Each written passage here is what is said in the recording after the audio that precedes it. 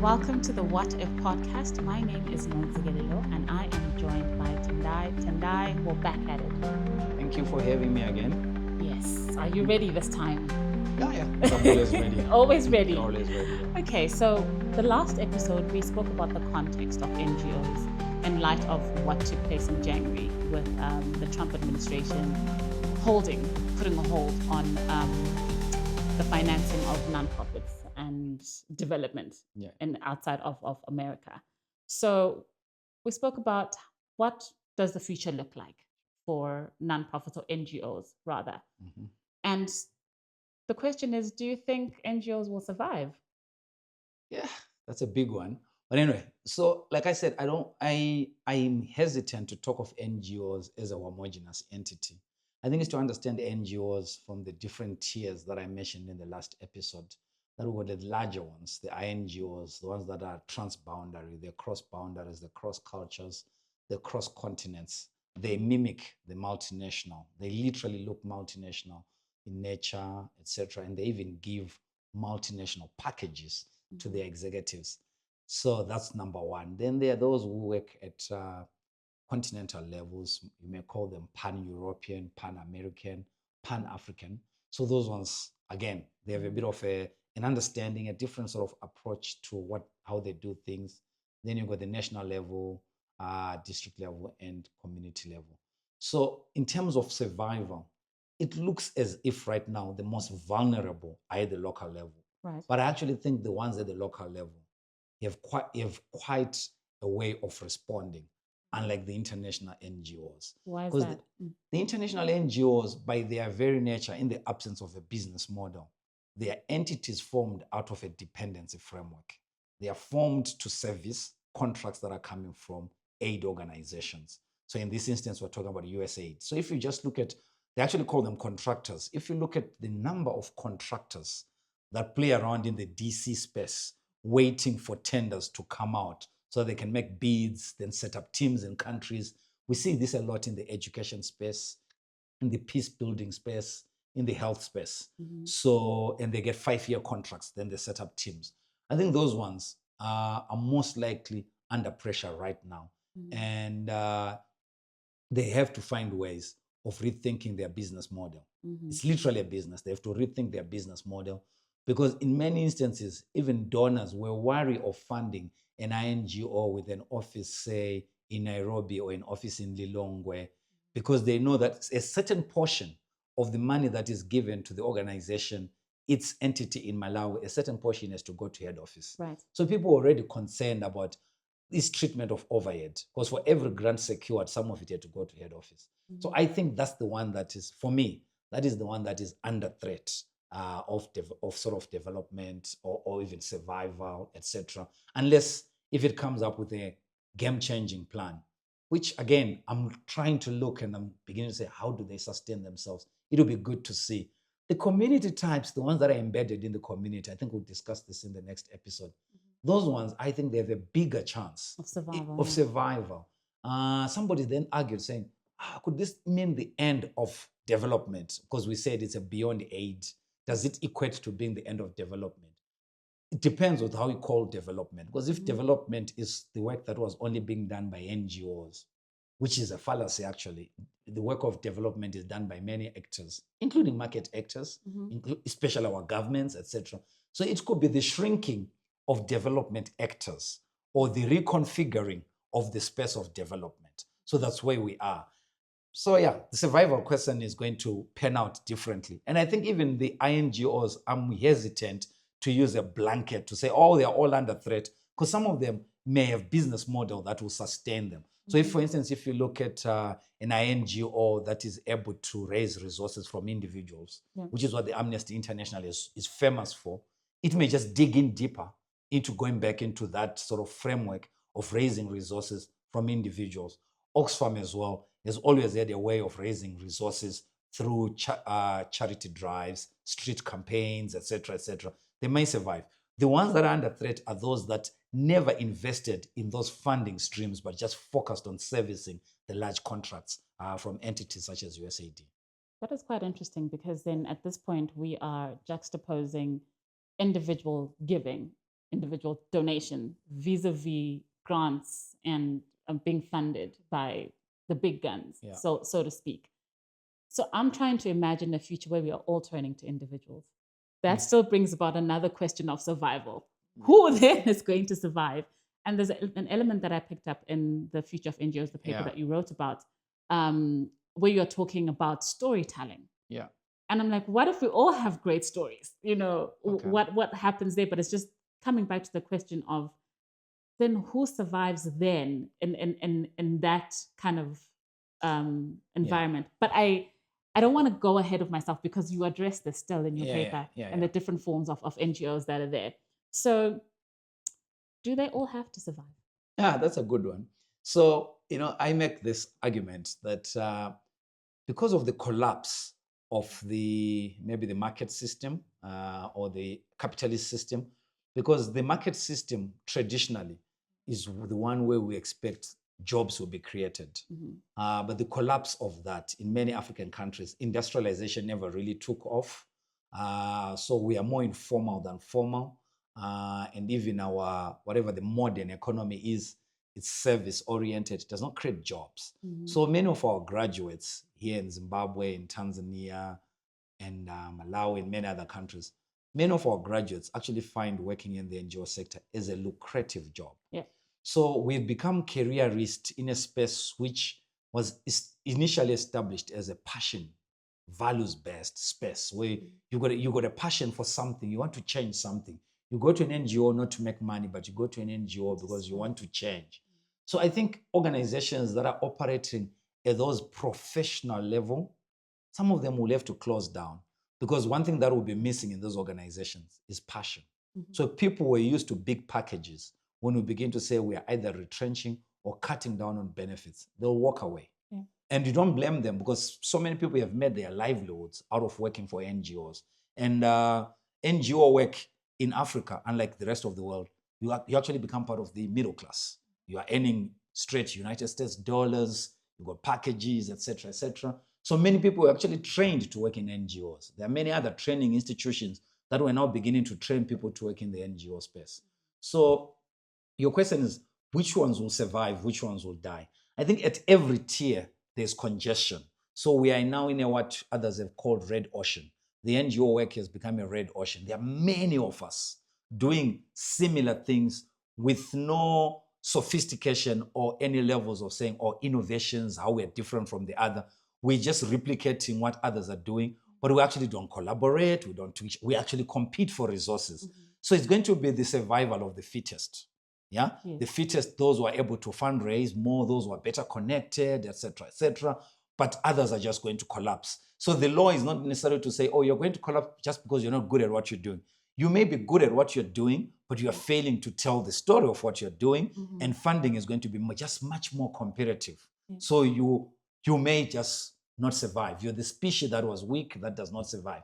So that is coming, no doubt, because at every tier, there are too many INGOs focusing on similar issues. Some will have to close. There are too many pan organizations spread across the continent. Some will have to close. At the community level, it had become fashionable that I just woke up today, I set up my own entity. You are not happy working for me, you're setting up your own entity. It's like the Pentecostal churches, if I may be controversial. Yeah. So that's the real issue that we have, to say it had become so fashionable just to set up an organization, especially during the period of HIV/AIDS. There were so many funds going on, doing the rounds. All you had to do was to set up an organization, apply for funding, and you get it. But so it's going to be, number one, there are those who know that there are purely chances in the space, they're going to fold because they realize that they were never cut out for it anyway. They were just doing it because that's where there was money, but they were going to move out. Then there are those who were genuinely established to service a mission, but they'll fail to compete. Like I said, it's a word that we rarely use in the nonprofit world, competition. But look, it's a reality. There's already, I'm not talking about something that will happen in the future. As we speak, there's an increased competition for resources because all of us are beginning to say, oh, if I was being funded by USAID, who else can fund me? So all of us are beginning to look, we're writing proposals, we're doing this, and donors can't fund everyone. So can I just pause you over there and just ask a question? Do you think there's a need for an entrepreneurial mindset now within the NGO space?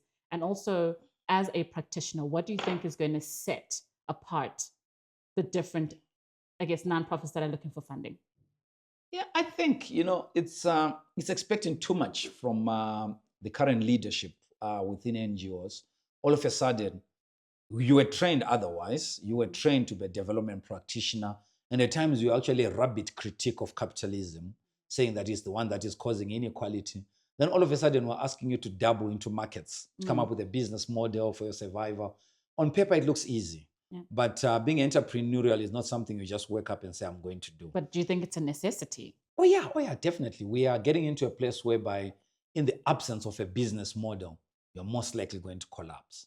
Yeah. So we are going to have to look for a new kind of NGO leader, one who can who can be comfortable in the boardroom dealing with captains of industry, discussing figures, discussing business strategy, and also comfortable in a non-profit boardroom, discussing development approaches, etc. Also comfortable sitting under a tree with a community and talking issues affecting a community. Those are unicorns. Absolutely. Those are unicorns. We really have to see how do we come up with a model of training those. Because in many instances, we're getting people who are coming from the social sciences, etc., etc. Yeah. They mean well, they know the challenges of development, but we really trained people around organizational survival. How do you sustain the organization? How do you make sure you retain the team that you have? How do you make sure that you keep the lights on?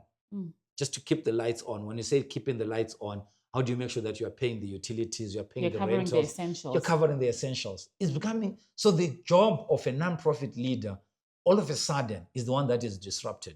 So I'm not so sure what search firms are now writing when they're looking for an executive director to lead a nonprofit, because a track record in advocacy, activism, writing development stories is no longer enough. It's not going to cut it. So there's definitely new traits that we need in terms of NGOs of the future. I'm going to be a little naughty and go on a little rabbit trail around that. Sure. To ask, so where do I start? So I have my nonprofits, my NGO. I've been doing great with my grant writing. I've been doing great, engaging people within my space. So I want to level up. Yeah. I want to become a multifaceted leader. Yeah. Where do I go? Where do I start? So you have a head start because you're recognizing what you don't know. Because the challenge with men is that they don't know what they don't know. Yeah. So your head start is in the sense that you sort of have an idea to say, oh, these are my weaknesses. So go on the internet, begin to learn. Begin to learn about how to run a social enterprise. Begin to learn about business models. Begin to recruit your number two who's coming from a business school, and make sure that that number two is seized with issues to do with your sustainability, the organization's sustainability. Because like I said, it's a unicorn to expect you to know everything, but hire right. You can't hire people who are like you. Begin to hire people who don't speak your same language. They speak in a different business language. They use different metrics of measure. Yep. They are measuring operational efficiency. They are telling you where there's waste, etc. Bring in those. So you have to really rethink your team and to begin to say, who is my go-to in terms of ensuring sustainability without us losing the mission, but also without us going overboard and beginning to drain down on our reserves. I think it's a great time to talk about mergers. Unpopular. Let's just talk about that as an option for us. Okay. How does that look in your world? So I'll tell you a story. I used to work for Trust Africa based in Dakar, Senegal. There was an organization that I really liked out of Nairobi, Kenya, called Pambazuka. Pambazuka was a non-profit. Its role was to communicate development issues, progressive space. People were writing blogs, essays, and also they used to post opportunities. Pambazuka went through a challenge to do with funding, a huge challenge. And one of my recommendations to the CEO then was to say, why don't you pursue a merger with another entity that I respect, Codesria? Because when I looked at them, they were complementing each other. Codesria is more academic, they do academic papers, but they were not conversational. They were not big on blogs, quick essays, etc. So for Codesria, you have to wait for 3 years to get a book out, etc. But Codesria was doing well at that time and is still doing well. So I raised the question to the CEO of Pambazuka. I said, have you thought of a merger that you become part of something? It was unheard of. It was not accepted, but I'm not so sure if Pambazuka exists today. I'm not so sure. So in the private sector, this is quite common. Companies merge, smaller companies are bought, etc. But we're here to embrace that because we're finicky about our identity, we're finicky about our territory. But I think maturity is going to lead us to a place whereby we are better when we become something of a conglomerate of sorts. So we've been pushing in the nonprofit space, we've been pushing collaboration. Yeah. That's a step, just a step behind a merger. We're saying let's work together but remain independent, Of each you know what I other, mean, yeah. of each other, etc. But I think collaboration may have run its course. We may now begin to think about how do we actually merge so that we reduce overheads. We don't need 5 communication officers from 5 organizations in a collaborative platform. We just need one. We don't need 5 CEOs. We need one CEO. We don't need 5 CFOs. We need one CFO. So when we begin to think like that, we may begin actually to retain mission and the organization. But the challenge is always to say, what do we do with the jobs? Right. Can I poke the bear a little Yeah. bit? You are a director Yeah. and you've given your blood, sweat, and tears to starting Civio. And here comes the environment we're in right now. Yeah. And you have to merge. Yeah. What are you looking for? Well, I'm a bit of a yeah. So I have to practice what I preach. Yeah. I'm open. I'm open to those discussions.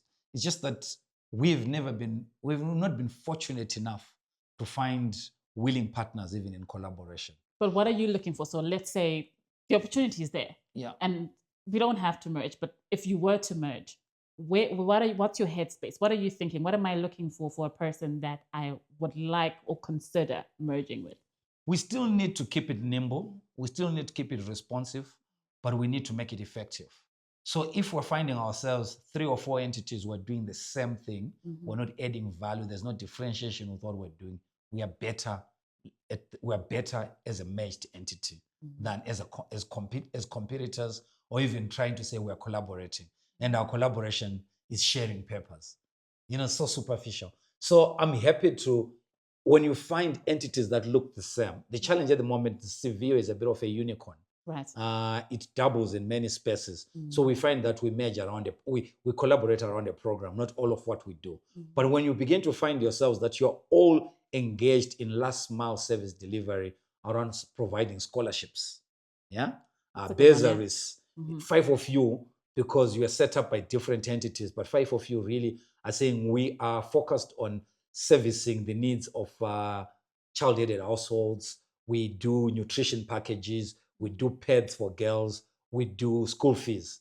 Then honestly, you are literally just servicing one person, but coming from 3 different entities. Do you think where we are now, having not merged, having that not being a priority is an ego thing? No, but it's not something that we've actually explored even in the literature, in our literature. And so it's not part of practice. The best practice in our space right now is collaboration. Right. So merger is the next level. So merger is for me just being bold and maybe just being provocative. You're going to say, why don't we think of merging? Yeah. Because you're dealing with 6 boards, you're dealing with all these entities, the costs, etc., and yet you're servicing Makoni district. All of you are heading out of Harare, headed towards Makoni district. Yes. You finished your survey last week. They're coming to do their own survey right now. It doesn't make sense. That's what I'm talking about. But in certain instances, there's certain unicorns that we have to accept. To say, this organization is different. There's none like it. So we find it better to keep it as it is. But even, I think it's a discussion better handled by donors. Right. Yeah. Absolutely. Yeah. So we've spoken about, do NGOs need to survive at all? Do all of them need to survive? And who's most likely going to fold first, right?